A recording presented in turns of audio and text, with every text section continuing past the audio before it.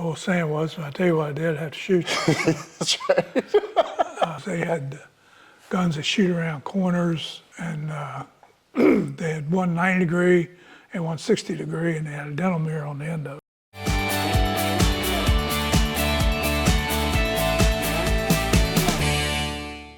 Hey everyone, this is Rob Little, Little Enterprises. We have a really cool special guest for you today. We are interviewing Jerry, and Jerry and I have been working part-time together here at the shop.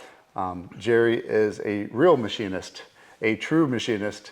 I like to tell Jerry he's probably forgotten more than I know about machining, you know. So and the cool part is Jerry just recently retired as a machinist for the CIA. Which is pretty cool, because I didn't even know that that the CIA had machinists. You know, they're in their little basement there in Langley. Yes, we do. Yes, they do.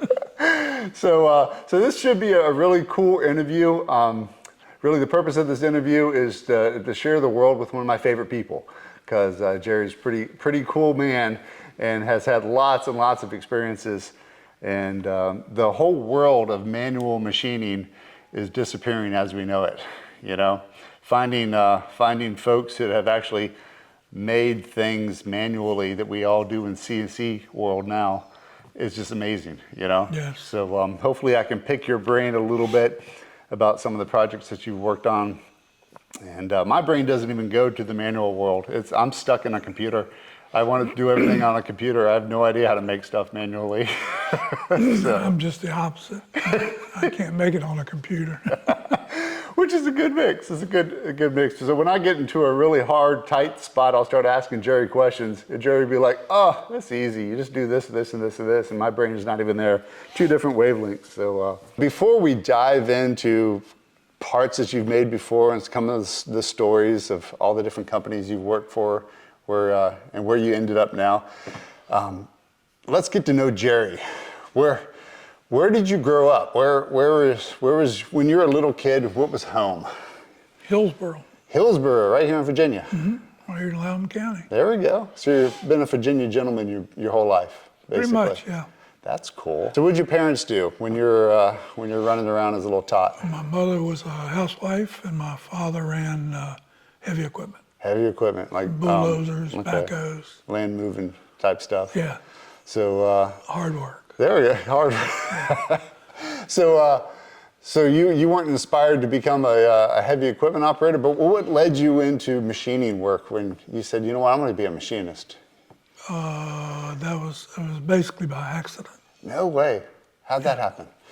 I was hired out of high school for woodworking, mm-hmm. which I had started doing when I was 12. We built ship models for the Navy. That's cool. Some 20, 25 feet long. Uh-huh. And then we had a test range we put them on. And they would run tests to see if, well, maybe we need to move this gun turret to here, to make sure everything was clear. But the hulls were made out of mahogany, mm-hmm. and then we sprayed them with a metal finish. Right, so it looks like metal. That was why I was hired. And about a year into it, somebody invented a computer, and they started doing it all, so you didn't need woodworking anymore. Right. So a very good friend of mine who's passed on, he got me interested in the machining. Mm-hmm. And at the same company, Deco, which was in Leesburg, right, which is now Raoul, I think. Mm. Most of its houses surrounding it. Right. By now, off Fort Evans Road. Right.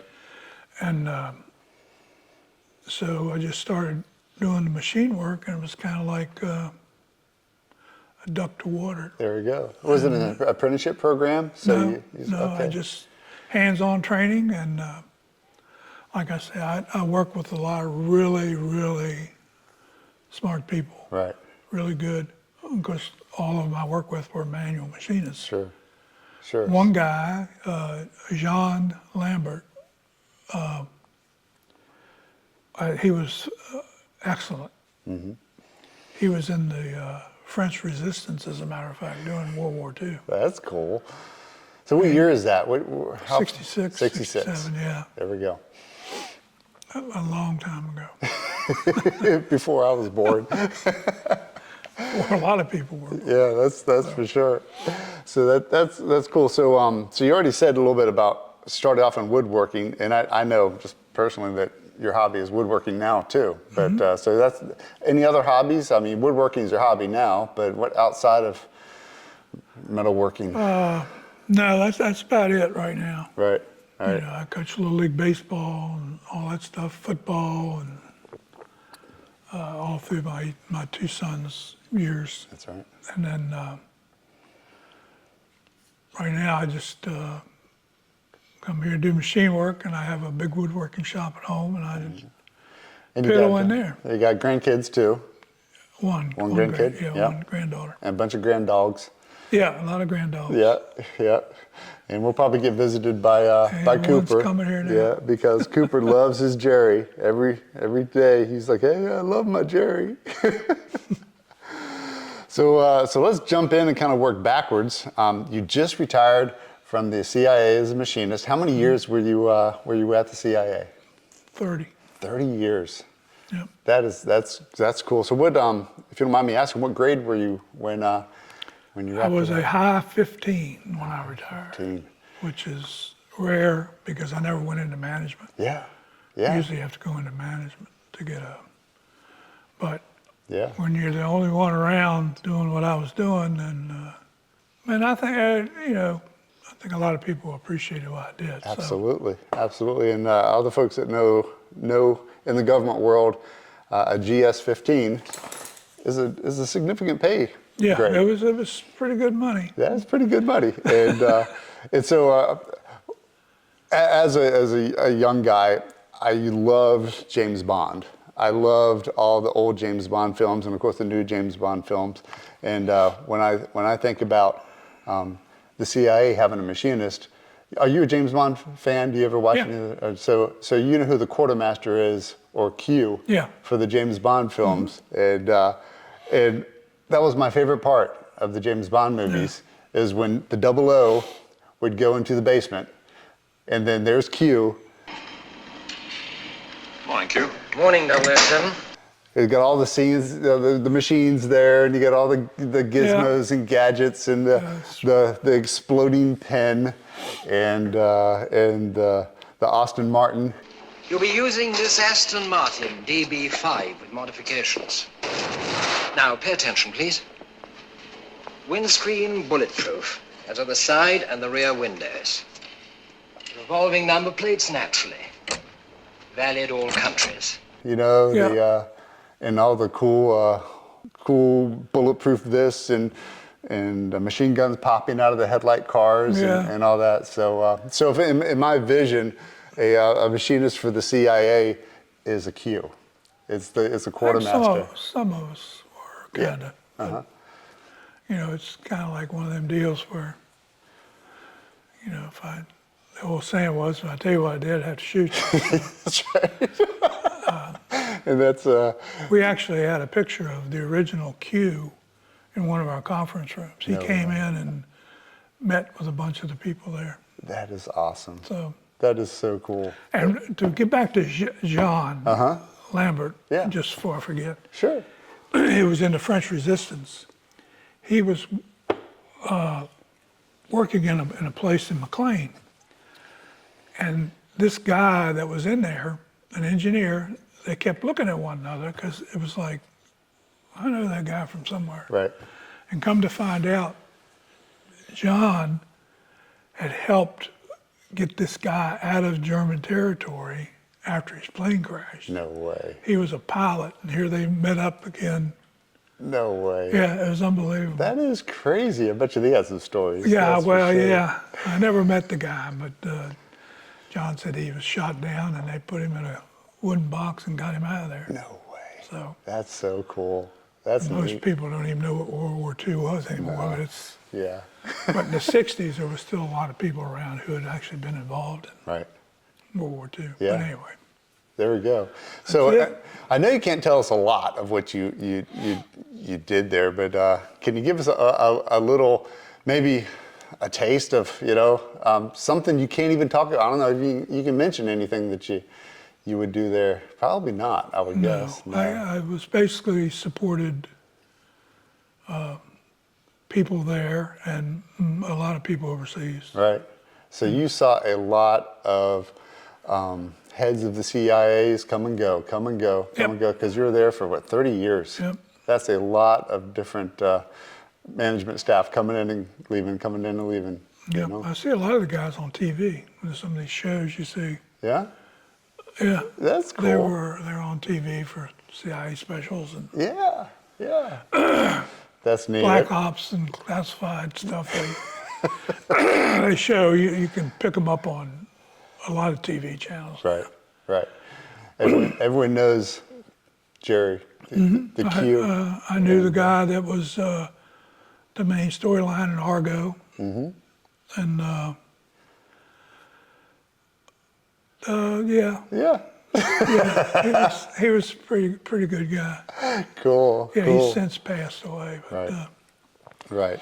So we'll transition from the CIA time, but right before the CIA, you worked for a couple different companies, Yep. that led into that. First of all, how did you get a job as a machinist for the CIA? How did that door open? it happens a lot in the government where somebody inside knows you. Right. And this friend of mine, I talked to him, and I was working at Magnavox, and we had just lost a big contract. They moved everything from Fort Wayne to Ashburn, and that was going to be they said they'd be closer to the Pentagon because it was all stuff for the Army. They'd just lost this huge contract, and the rumor was that, that's not good. Right. And I was talking to my friend, and I mentioned to him that we were having trouble, and about a week later, he called me and said, "Hey, I might have something for you." Nice. And so it was kind of funny. I met the guy, another guy, in a restaurant in Leesburg, and it was, I was thinking, "Boy, this is real spy crap here." But you kind of got a feel for me. And at the time, you did not fill out anything on computer. It was 40-some pages of handwritten information. You want to know who your aunts, uncles, and niece's nephew was. Yeah. And then, because it took a year and a half by the time I got all through the clearances, went through the polygraph, Yeah. doctor's visits, Yeah. and finally that was basically how, and then I went in Right. because of this guy. There we go. So they basically recruited you, almost. Yeah, in a way, yeah. Yeah. Someone said, "I know someone. All right, well, Yeah. let's go recruit. Let's go recruit that guy." And the rest was history. There we go. It was kind of like a lot of different stuff. Some stuff I'd never done before, Sure. but Yeah. it was easy to pick up. So. Yeah. There we go. So before that, you were working for a couple different companies. I actually asked Jerry to bring with us a couple samples that he had and tell us some stories about the work that he's done. And of course, this is outside of the CIA, but it's the level of quality, the level of intricacy, the level of accuracy. I can on a CNC 5,000ths all day long, and then you get down to 1,000ths, and then you start to get but in a manual world, I can't even comprehend doing that, and the tolerances. But manually, you're holding some pretty tight tolerances at some of the companies you're working with. Yeah, Comsat, most of the stuff was plus or minus 1,000. Yeah. And a lot of it was plus a half a thousandths, minus nothing. And, That's tight. That's taking a human hair and splitting it, in half. Splitting it a lot of ways. A lot of ways, down to a quarter. Take that quarter down to an eighth, down to a hair, So you got some sample parts that you brought here, and this stuff here was done at Comsat. At Magnavox, we did Army contracts. Right. With these big 5-ton vehicles, had a box on the back. Right. And you had to mount all the wiring mold, and mount all the units in there. And then what we did was, after you got it all put together, for the final test, you went to Aberdeen Proving Grounds. Yeah. And they mounted it on a rail car, like it would simulate transferring stuff overseas from rail to whatever. Sure. And they had their own little railroad in Yeah. Aberdeen. Yeah. And when they mount it on the rail car, they bring it down there, I think it was 7 or 8 miles an hour. And about 200 feet from your unit is set on a flat car with the brakes on and everything, and they roll this thing loose and hit it. Right. And you figure, that was,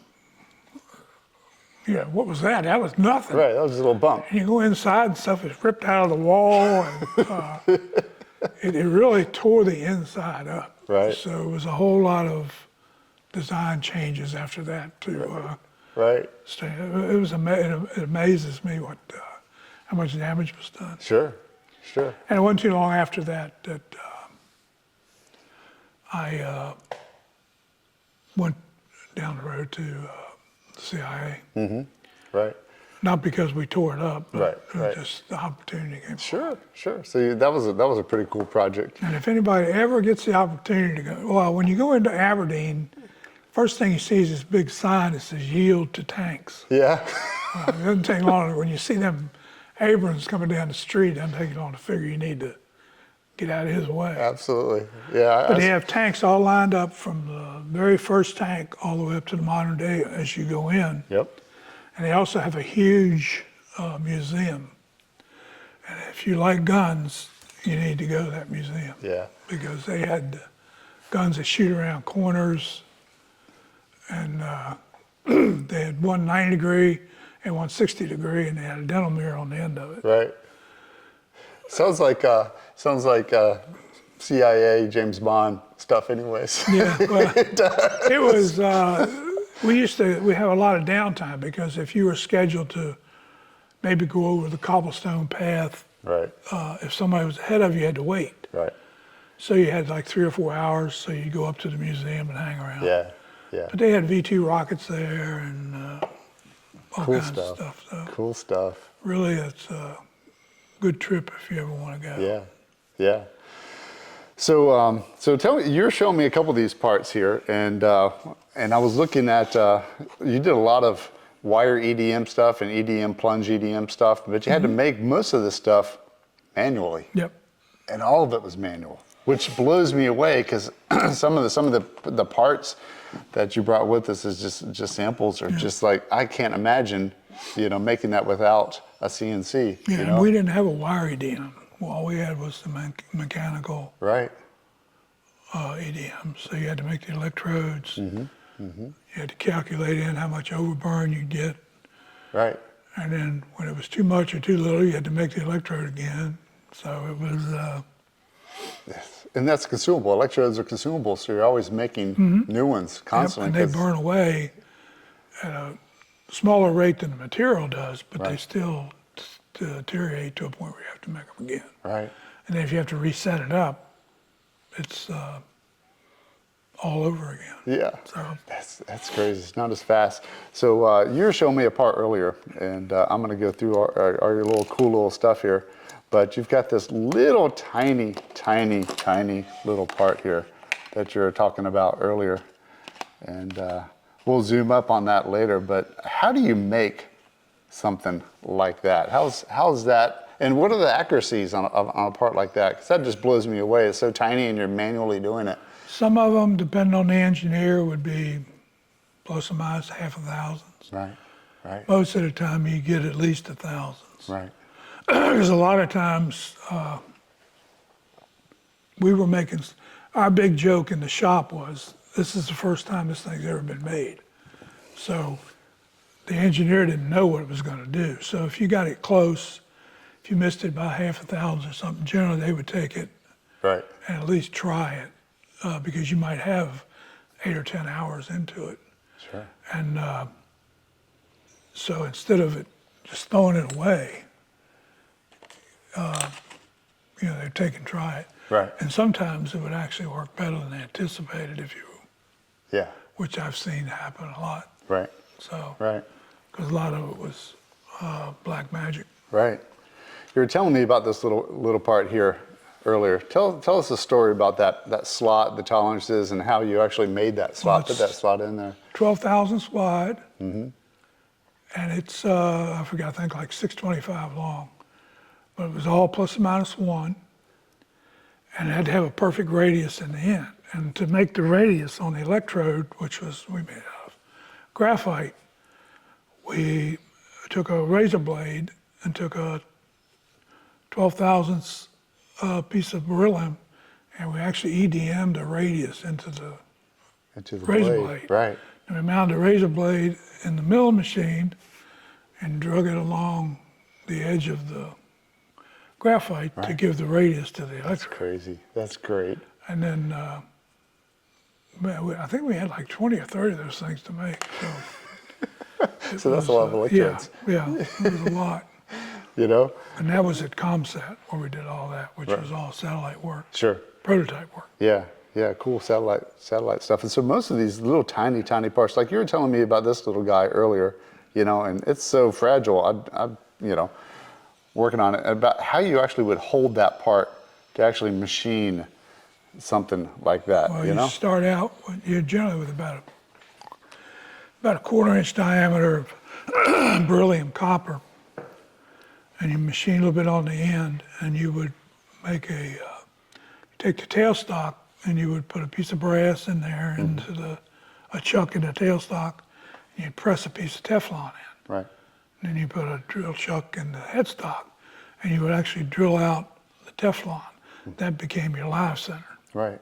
Right. And then as you went along, you would just move the tailstock in a little bit so you constantly were supporting it. Right. And then when you got done, you had to take it off and put it on a shadowgraph to check it. Right. And a lot of these, to isolate them from the hole they went in, would have a piece of Teflon on the outside, Right. like 5 thousandths thick. Right. So we used to heat the Teflon up, slide the part in it, then we'd mount it again in the lathe, and we'd turn away Right. everything and leave the Teflon Right.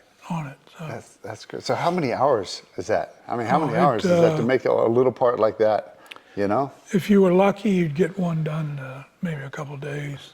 All day long. Yep, Working on that with one. a Harding's lathe and a microscope mounted on the lathe, so you could see Sure.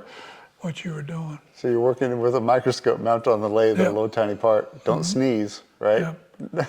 Right, No shaky hands Nope. that day. and you didn't dare want to drop it. Yeah. So if you dropped it, sometimes it would bend, Right. and it was That was it. start all over again. Yeah. So So some fun questions for you. What's your favorite manual lathe? What brand? Harding's, Harding. Yep. Yeah. which they don't make anymore, Right. Right. but you can buy a lot of knockoffs. Yeah. Yeah. So- I am searching for one though. We're Right. going to get one in the shop. Just Those you can do. You can't do anything big with them, but Right. Right. you can do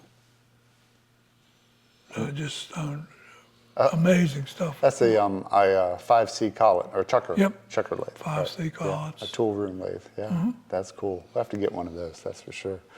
And how about favorite brand of measuring instruments? Do you have a preference? Of course, I think everybody would say Starrett, Yeah, and Metchitoya makes good stuff they too. do. Yeah, they've definitely come online. So All right, the traditional question. I have had no success doing this, but with your experience, you sharpen your own drill bits? Or at home I do. At work, it's not worth it. yeah, I mean, if you're doing a lot of stuff that's accurate, it's just, to me, it was never worth it. Right. It's cheaper in the long run to throw the thing in a dull bit drawer, and if you ever had to do any fiberglass or anything, you could use that. take it out. Yeah, because it was going to ruin the bit anyway. Yeah, So yeah, that makes sense. basically, no, we never sharpened. I Of course, didn't if think you so. a 10 or 20 thousandths drill bit, you didn't want to fool with anyway. No, So that's if you didn't break it, it was just throw it away. yeah. Yeah, that makes sense there too. So we threaded a lot of holes in pieces that were like quadruple aught 120s. You know, it was like 8,000s drilled, a tap drill, and it was quite exciting. That's for sure. So All right, so do you do most of the math in your head, or do you bust out a calculator or do it on paper? What's Jerry's best way of doing math? head. You on did it all in your paper. head? Yeah, on paper. Yeah. See, I I can. do it in my head, and I use the paper to double check myself. There we go. See, that's the generation, Jerry. Yeah. I gotta bust it out on the computer. I gotta do it on the calculator. I can't, sit there in my head and start doing all the math in my head, and then, Yeah. But that's when I was going to school. You couldn't use a calculator. Yeah. If you used a calculator, you got an F. So you never used a calculator in school. No way. Nope. That's nowadays. You have to have a Laptop. laptop or a graphing calculator for the class. Yeah. You actually, No, I never had that luxury. And if you got to do trigonometric functions, a calculator's not any good anyway. So Yeah, now you got a handheld computer. So, all right. So a couple questions that I wrote down here. What do you think your hardest job that you had as a machinist? If you can tell us, it might have been at the CIA. But what was the hardest project you've ever worked on?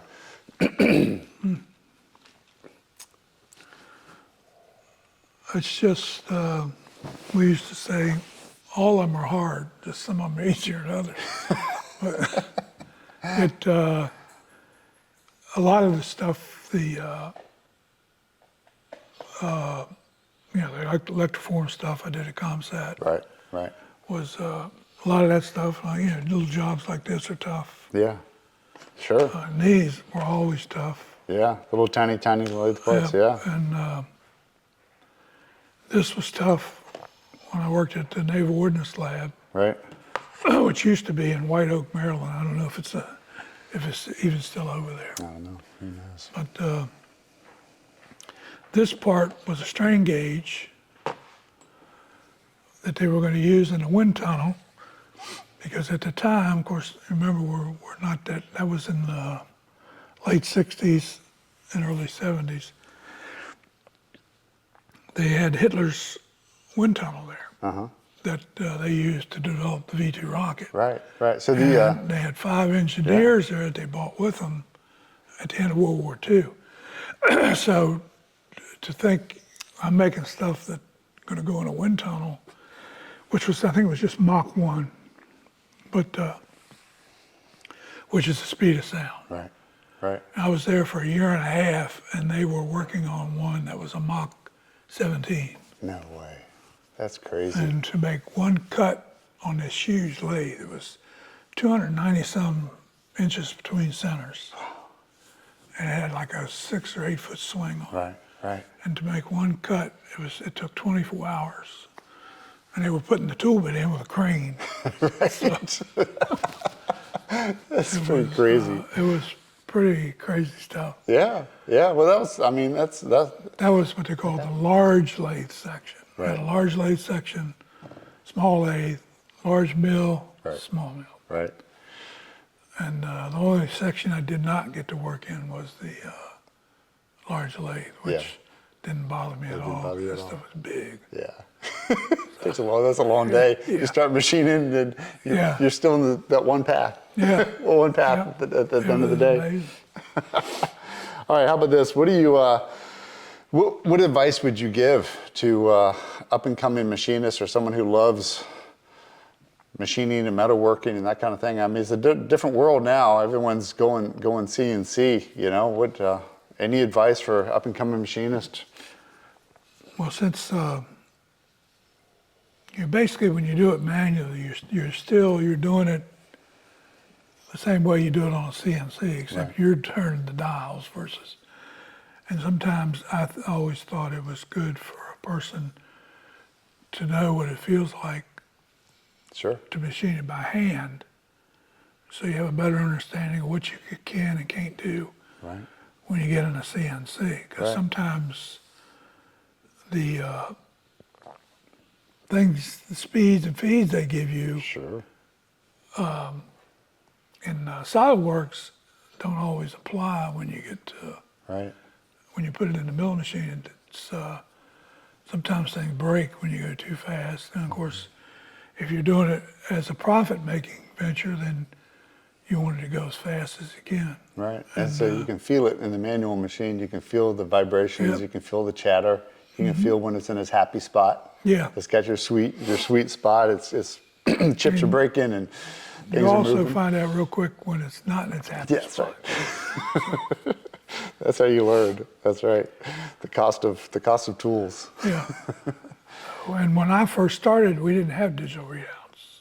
That was, Counting the was on a dials. Bridgeport, you counted revolutions. On a lathe, you used a dial and an indicator mounted down here. Right. And you just didn't, and when they put readouts on the milling machine, it was like, wow, It's like cheating almost, this isn't it? is great. And the readouts were crude, but Yeah. it was nowhere near what, I mean, the box for the readouts was the same size as one of the self-controlled CNC Yeah. machines you buy now. Yeah. You can get a box like this and you can do, they advertise you don't even need SolidWorks anymore, but that's not true. Yeah.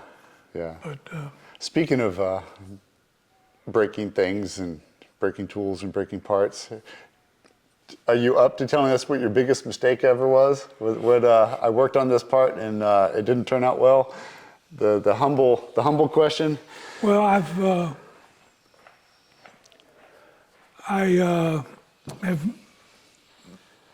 had parts come out Yeah. that weren't supposed to come out. You throw a part. Yeah. Break a And tool. I've also machined into a vise Yeah. when the cutter pulls out and you don't know it. But when I was working at NOL doing EDM work, they brought in what they called some sort of a light gauge. And they had a lot of the work done outside. Mm-hmm. And at the time, it was the part they'd paid several $1,000s for. Right.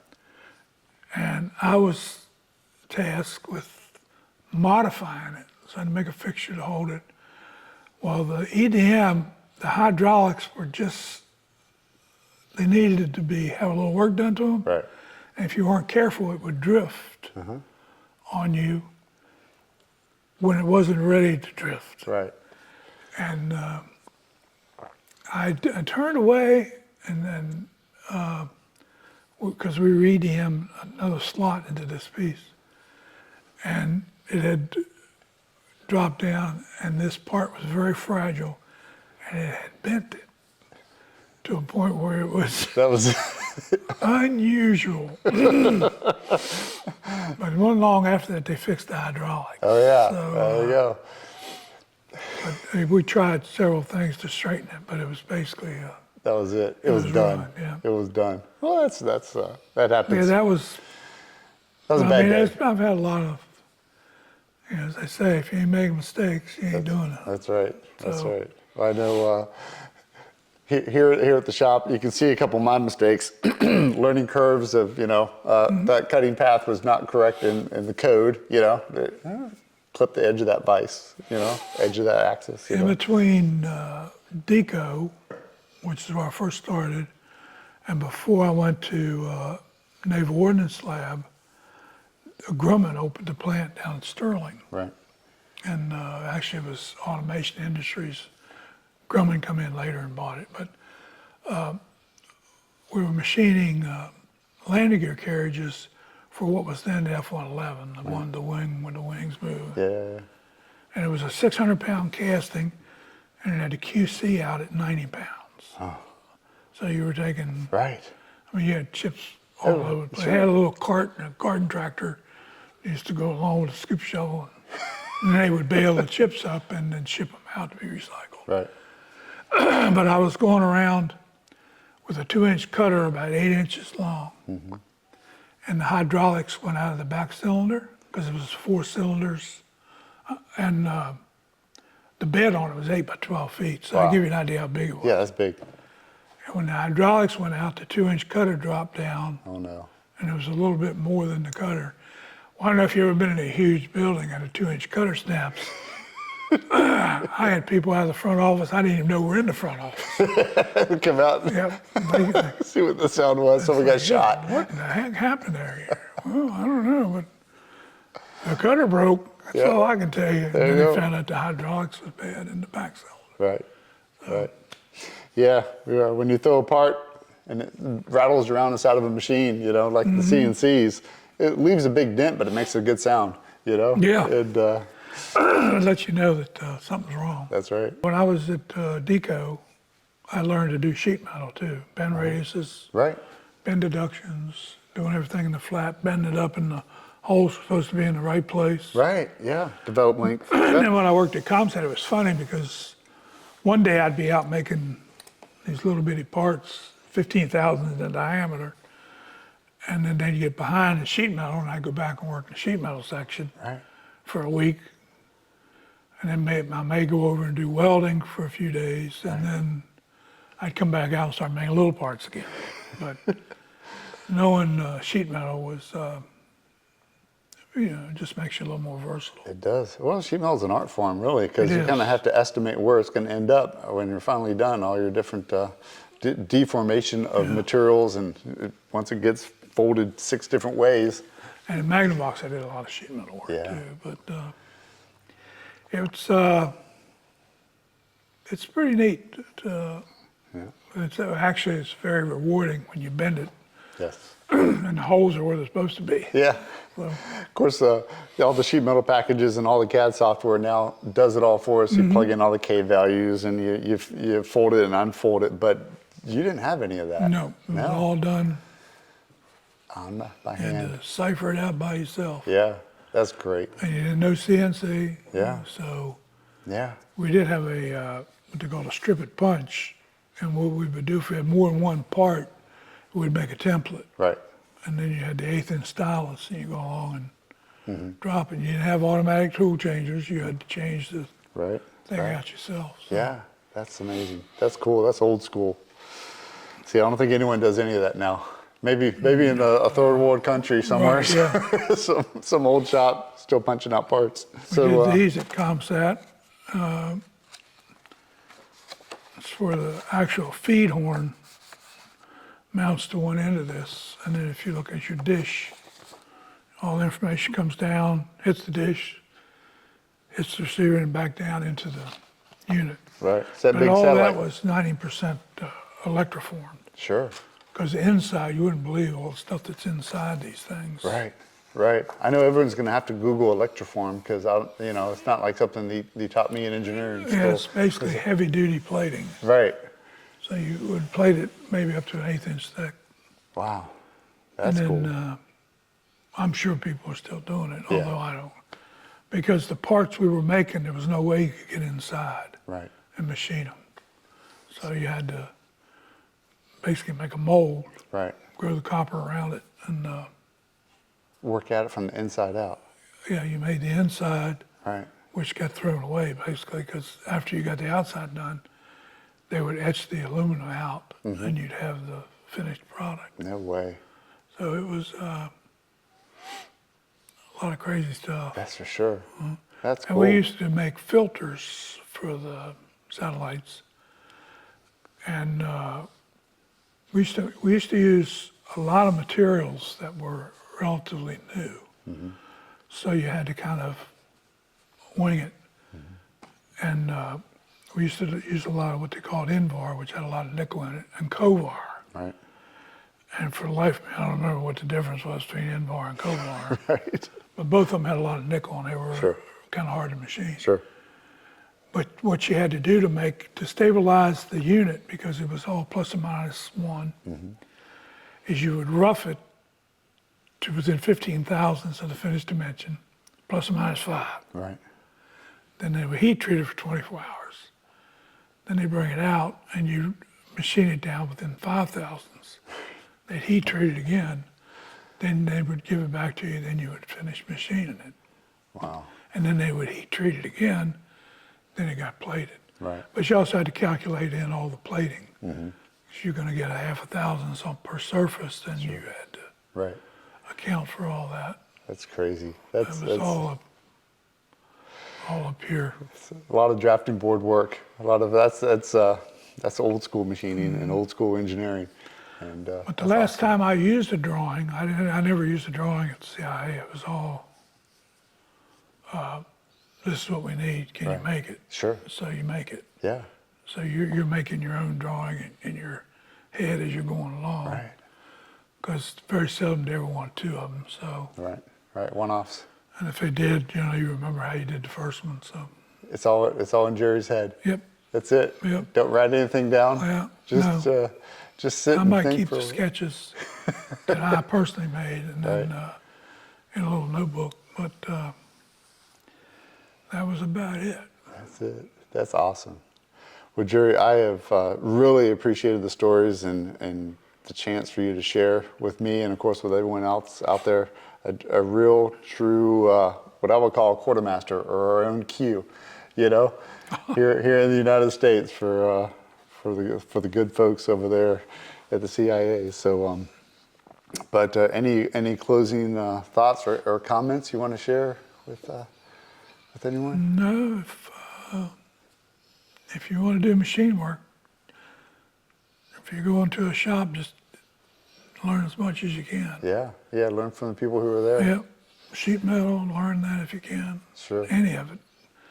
And well, I know you're a super, of course, good friend and a super valuable asset of knowledge. I'm always picking your brain on different things, so I'm gonna, if you don't mind, offer you up to the world any questions for Jerry that anyone might have about parts or stories, or how would you make something manually or that kind of thing. So we'll toss that out there and see if, put it in the comments below if anyone has any questions or comments for what I would consider a master at his art, old world craftsmanship. So thank you, Jerry. I appreciate the time. Thank you. And maybe we'll have you here for the next one. Now the world's a better place. That's right.